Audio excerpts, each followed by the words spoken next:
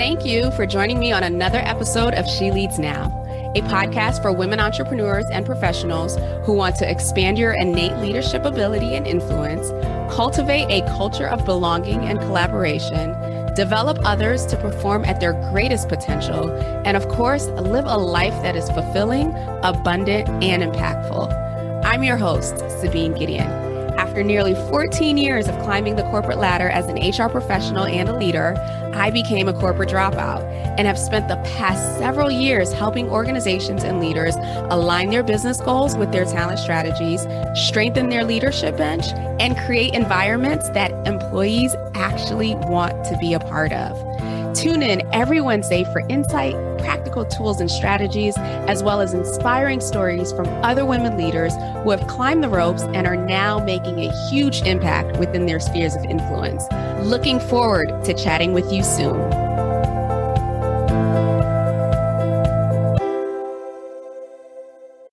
Hello and welcome to another episode of She Leads Now podcast. I am your host, Sabine Gideon, and today I have the pleasure of having Miss Kisha Collier join me to talk to you a little bit more about what it means to be a philanthropreneur and how she is leveraging her passion to support others, specifically those in the BIPOC community, to really grow and build generational wealth. With that, Kisha, welcome to the show. I'm so excited to have you. Hello, and I am just delighted to be here. Thank you for having me. Absolutely. I recall a couple months ago when I stumbled upon your profile around philanthropreneur, and I was just like, wait a minute, what is that? What exactly is a philanthropreneur, and what led you to want to own this space? That's a great question, Sabine. I appreciate that.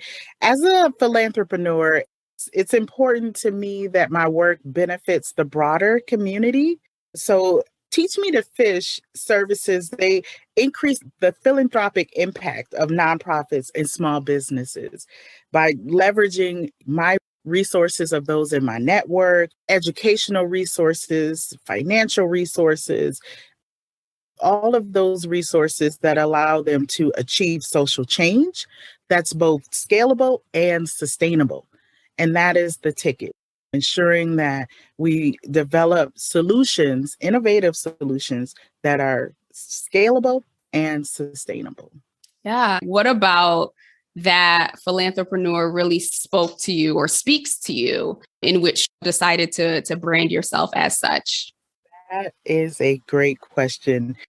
By definition, a philanthropreneur is one who uses and leverages their resources to support and grow the impact and vision of others. That resonated with me so much.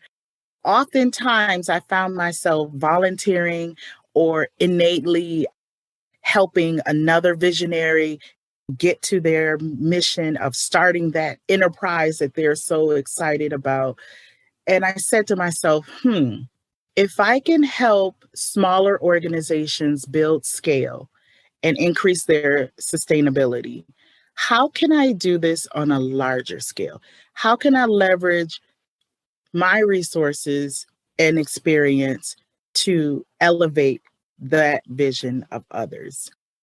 So that's when I decided, okay, I'm going to do that. I'm going to structure the Teach Me to Fish to help foster entrepreneurship, to help bridge the gap between wealth and equity in our communities by elevating those nonprofit organizations that are boots on the ground, grassroots, and they deal with our community and residents every day. They know what they need. So if we can elevate and support them and ensure that they can go out and do what they do best, which is build the programs, execute the programs. If we can help take care of all of those things that keep them up at night, if we can make sure that they're compliant so they're not concerned, or that they're funder ready, ensuring that when they present themselves to the grant maker, that the grant maker knows their story. They can tell without a shadow of a doubt that they're ready to take on whatever it is that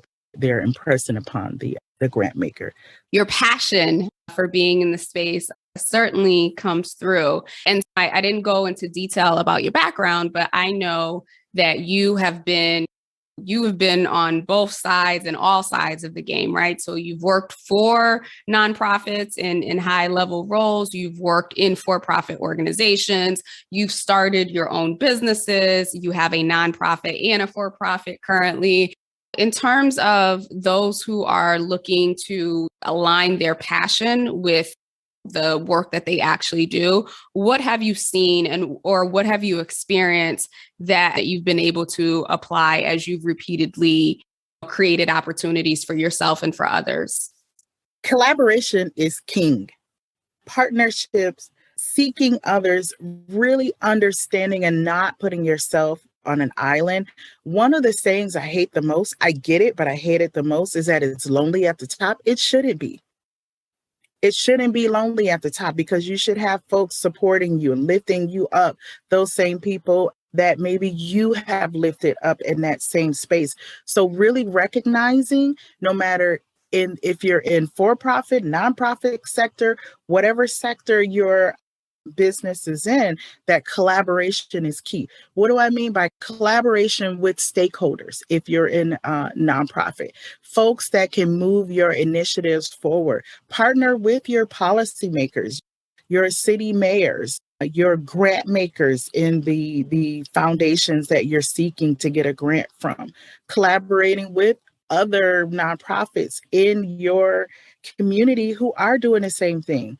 Let's move away from that crabs in a barrel mentality of, I don't want to partner because they're doing the same thing, or they might go for the same application. What if you collaborated on an application and submitted a grant together? How would that work?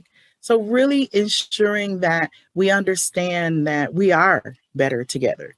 Yes, it's a cliche saying, but we really are better together. Our strengths complement each other. Absolutely. And something that you said that really stood out for me is really that statement and the mindset of it's lonely at the top. When you are solo starting, or maybe you have a small team with everyone being all hands on deck, right? It can feel overwhelming, especially in the beginning. But I do think that there is a point as the organization grows, or as your capacity grows or funding grows, when you have that opportunity, that there needs to be this shift away from the mindset of I got to do, to I have to be lifted with the vision so that I can direct the people who are supporting me.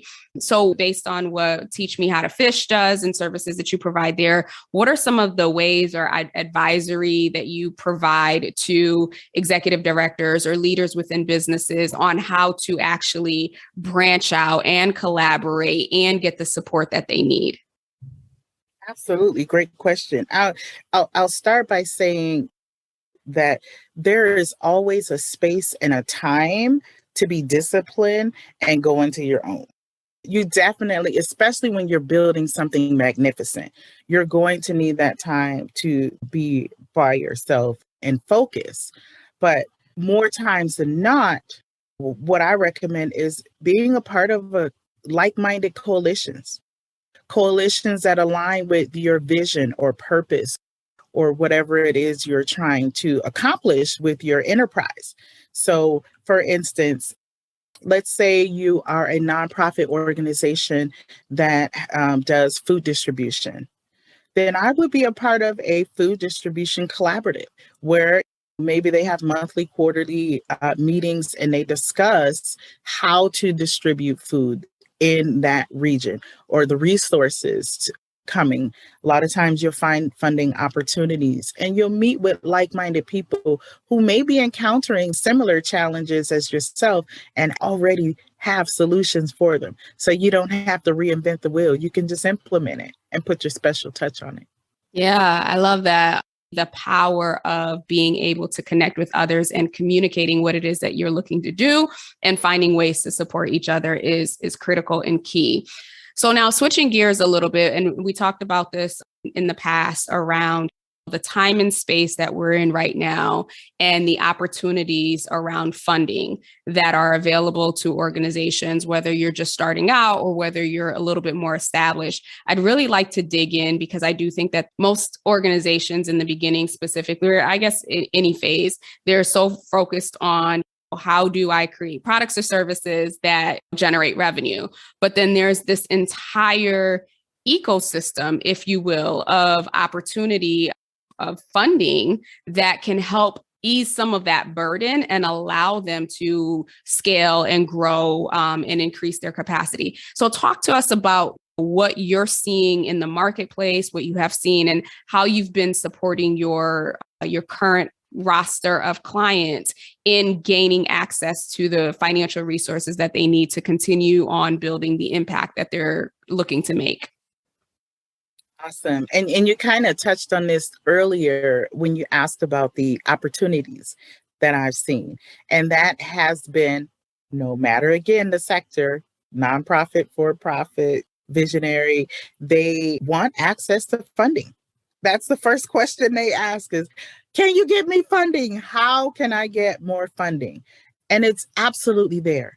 There is a plethora of funding opportunities available for, of course, depending on the vision, we'll have more opportunities for funding.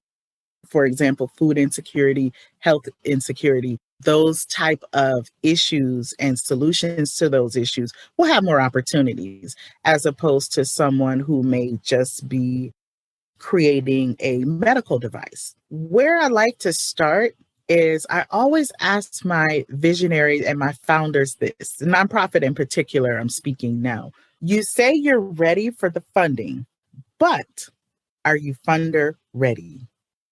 Oftentimes, we want the grant. Oh, we want the grant. We want the contract. We want the donation, whatever it is, we want it and we need it. Quite frankly, we need it to scale our impact, to build our operations, to hire a social media, whatever it is, we definitely need it and can probably justify it. However, have we done our due diligence as a nonprofit leader, especially the BIPOC-led owned nonprofit organizations, I find have challenges and barriers to ensuring that their financial house is in order, ensuring that your fiscally management is sound. So I like to impress upon them 3 best practices to being funder ready. And the first one is to identify your vision and mission. Oftentimes, and I've been guilty of this myself, we cannot clearly articulate what our vision or mission is. If you can't clearly articulate it in less than 30 seconds, how can you possibly work towards it for a lifetime? So we want to make sure that we are clear and why we're here in the first place. Why are you doing this? You just got to pull it out. The second one is to align with the funder and donors' objectives. I cannot tell you as a grant writer, a grant manager and researcher, how many times I've had a request for an opportunity that does not align with the funder's mission. For example, if you are let's say you are a nonprofit organization and you provide education and resources to pregnant mothers. Great. We need that.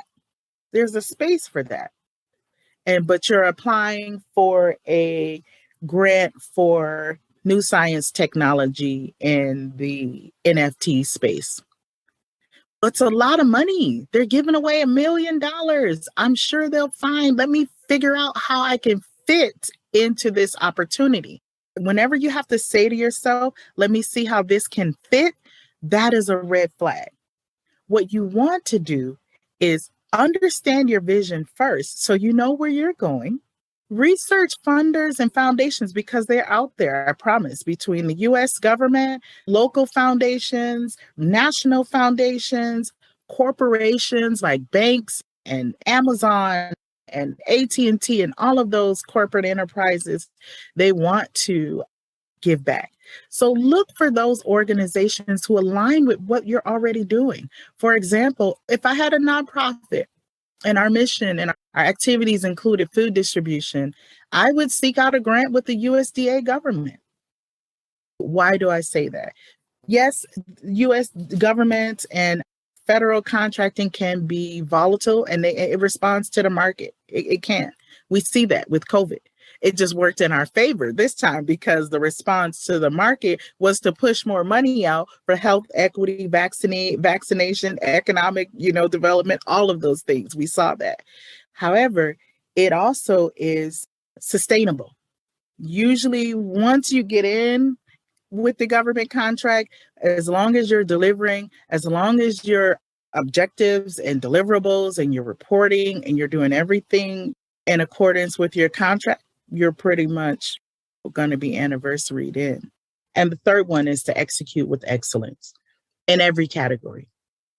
And I say that as a blanket statement, but that is the hero statement. That's my mantra that I've been going by probably my whole work career as an adult anyway. Really executing, having that mindset to execute with excellence, you will ensure that you do your homework to make sure that you are funder ready, that your financials and your 990s are filed, that your online presence is cohesive and your messaging. What story are you telling? Because funders will go online to look for you. As soon as you hit that submit button and they open that application, they're going to research you to see if what you're saying in your proposal matches the message that you're emulating in the public. So we want to really be intentional about our branding, our marketing, that your infrastructure is in place. So those are just a few things. There's more. We could go on all day. I do teach, courses on it, of course, where we dive deeper. Thank you so much. You've given us so much information and detail and things to think about. And I just want to recap the top 3 things that you talked about in terms of being funder ready. And that's really identifying your vision and mission, right? That is foundational, not for just funding, but for you as a leader of an organization to be clear, like, where are you headed? So that you can obviously communicate that to your team and to your staff. And you said something about if you can't communicate it in 30 seconds, how are you going to walk it out for a lifetime? And so I loved that visual and that picture that really anchored the importance of that. Next up was really aligning with the funder and the donor's objectives, being mindful of who your audience is, what's important to them, similar to your customers, right? Like you're not going to create products and services that your customers don't want. And thinking about it from the standpoint of, I want us to be able to support each other so that this is a win-win. And then lastly, the executing with excellence, which I think that is universal, that should go without saying, but not necessarily always. So thank you so much for pointing that out. And you also mentioned quite a few different resources and opportunities for funding, especially around government grants, local grants, organizations, corporations. And so it sounds like it does require a bit of due diligence and some research to identify the opportunities, but the opportunities themselves are abundant, especially in this time and space. And so as we look to wrap up here, Kisha, I'd love for you to share any initiatives that you have going on or that you're about to release that would be helpful to those, listening right now who may be in the for-profit or nonprofit space, thinking about funding, thinking about getting their financial house in order, as you shared. What do you have going on or what do you have coming up? Awesome. Thank you for that. Yes, we have, true to the funder ready analogy, we have our Funder Ready Accelerator program. It's a 90-day program, and kind of think of it as a business in the box. You can find me on LinkedIn, updating that page with details in the website and the information there as it becomes available. And the Funder Ready Accelerator program goes from the beginning to grant writing and grant referrals, a fund development plan, strategic plan, 990s, you name it. We also have a photo shoot involved where we create all your images. And yes, it's a really great program. It's going to be something unique, something different. Awesome. I love how comprehensive and robust it is.